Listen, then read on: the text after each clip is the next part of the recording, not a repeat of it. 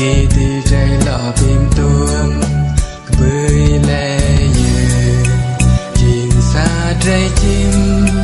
hiền nào lòng là nào cơ nào khổ nào cơ chẳng cơn ngát luôn chưa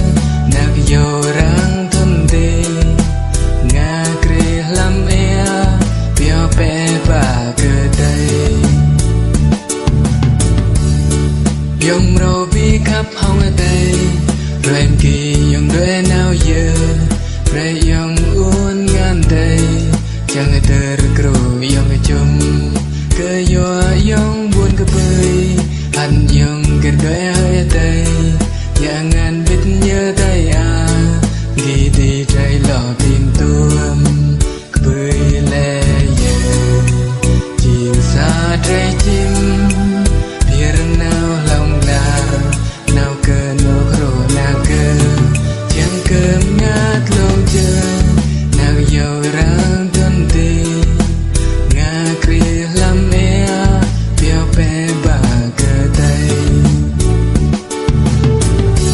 tây bẹp dòng dạng ngàn tây biểu trung phèm kỳ dòng sang nào để thi lòng bơi xuyên xin nhớ dòng lò vết này tây bẹp dòng dạng ngàn thì dòng dạng ngàn dòng bạc bài tia giờ đi bray tây họ dòng nào bơi dòng nguột cơ tây xuyên xin nhớ dòng lò mò với cơ tây hiện nay tây bray dòng dạng ngàn tây biểu là dòng nào ai tây dòng sang mạc giờ tây a đi bray dòng dạ họ tây a dòng khắp tây lưu lên giờ tây a dòng khắp tây lưu giờ